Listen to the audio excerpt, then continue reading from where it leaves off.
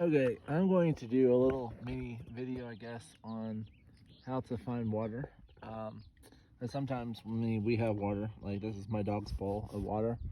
But you need, usually per day, what is it, like anywhere from two, well, it depends on how hot it is and how hard you're going. Um, but what I do is I have these water bottles, and I usually go through, if it's a hard hike, I can go through two or three of these. If it's really hot, I go through about four. And then what you got to take into account is if you have a pooch like I do, you have to take into account of them also taking water. However, what I try to do is when it's hot out, well, I don't hike in the middle of the day. That would be dumb. Um, but what you do is you go to places that have water. Um, so there is a creek that I've been following. You can see this valley in here. There's a creek called Salt Creek that meanders through this valley. Um, but the main way that you find water is you look for really green spots. Like you can see all that is really green. You can see it's really, well, I don't know if you'll be able to tell, but there's a bright green patch. And you notice that there's a big river going right down the middle of it. That is the Colorado River.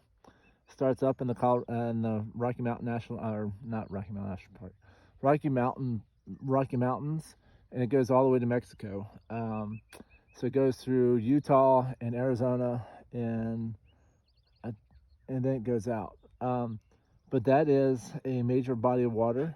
However, if you notice, I'm on a ledge, and so it's going to be very difficult for me to get there. And also, you got to take into account how far away it is. Out here, um, from here to way over there, it would take me a good day's journey, maybe. It just depends on how fast you can go and how many times you encounter stuff like this. Like this trail that I'm on, I followed the ridges and stuff, and and it just depends on how fast you walk too. Um, but what you're looking for is you're looking for green, lush valleys, and usually you'll find water, especially if it's like really green. Like if you notice how everything around is very dry, and then you see the river body, and it's a lot lusher. If you start noticing like wetlandish plants, you can also find water. Like if you find cottonwood does not grow away from water. If you have obviously cattails and that type of thing, willows only grow near water. So if you start noticing these types of things, then you know you're near water. Um, Also, if you're going to find water, what you do is you look for places where you have valleys coming through. You look for places where water can catch. Like you can see, like here, like there's an indentation right here that follows down. Like if there's a rainstorm, what potentially you could do is catch some of the rain that's coming off of, because all the water has to drain off of this mountain. So you're gonna have to find areas where there is water, um, and um, it depends. Sometimes pumps will work. It depends on if it's an electrical pump or if it's a, what is it? There are pressure pumps out there where it will bring water to the surface. Um, but we are in a time where our water is being modified. And even if I go down to the water, you still have the issue of it being contaminated.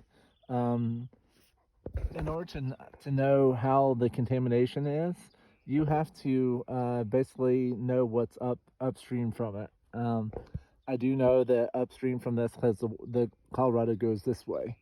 So upstream from this is the town of Grand Junction. Well, not town, city. It's like what, 200 to 300,000 people, and there's like Grand Junction and Palisade, and then you go further up the river to Glenwood Springs. So you have all that going into the water. So you have all the loads and everything going into the water body.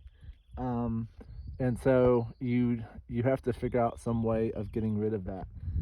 If you drink that water, it may not affect you immediately, but it won't taste very good, and it'll have giardia, and it'll have E. coli and all kinds of little bugs and stuff. There are ways of getting rid of it. You can make filters. Like if I were going down there and if I was only limited with what I had around, what I would do is get some kind of container like that bottle, this bottle that I showed you. Potentially, I mean, if I wanted to, I would have to salvage one of these. Um, and we're gonna live in a time. I mean, we live in a time where there's a lot of plastic bottles and stuff. And if you find a bottle and it's in good use, you can make a water filter out of it, even if it has a bottom that you have holes in it. You can potentially use that as a way of making a filter. So what you want to do is you want to take take this stuff, and what you can do is on the very bottom layer, you can take a piece of clothing, or you can take a piece of fabric, and you can use that as the base layer. So if I had this upside down, I would make this bottom layer, right here. I would put that cloth right there, and then what I would do is I would fill it with, and you could potentially go down there and find sand, and then you would put grass, because there's grass and other things, and they will help filter out this stuff. And then you put larger pebbles and rocks, and you just basically want to put as much as you can, and then you want to just run the water through a couple of times. So you're going to need some way of catching it. Like, I mean, if you have a dog bowl, like a dog water bowl like this, that would be very helpful. But you're going to want to run it through at least a couple of times, and and at least you're trying to filter out all the water. However, you still have microscopic organisms that you have to deal with. So if you really wanted to completely purify the water, you would have to figure out a way um,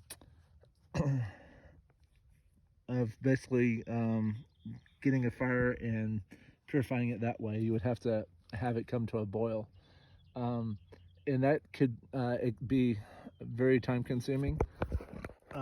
And also, if you're out here, I mean, you notice there's not a whole lot of vegetation. I mean, there's some, like we have junipers and pinyon pine that are down here. So, but that is a good way. But I mean, basically, what you're doing is, and also maps are very helpful with this. However, we're coming into a time where maps may not be helpful anymore, because what I believe is going to happen is this world's going to shake so heavily that all of the landforms that you see are going to be completely different. Um, so, so our land may look very differently. However, if you have a map, you may know of different places and different landforms that you can find. Also, looking for land for water, what I could do is I could go up to one of these high places and look down on the valley, and you can see places where a canyon or whatever. And if you're on a creek bed, I don't know, but yeah, you can see, like if you're on a harder solidified creek bed, sometimes there's little pits and indentations, like where the water comes off of it so heavily. There's little places where water gathers. Um, and also, you can notice animal trails, they may lead you. So if you find a trail, and usually it's a pretty well, not heavily, but you can find animal trails, and typically what they'll do is they'll follow the path of least resistance, so that helps a lot. But yes, I don't know of any plants that have water in them. Cactuses are not worth it. They do not have water. They are very good at conserving water. But thank you for joining me. Have a good day. Bye.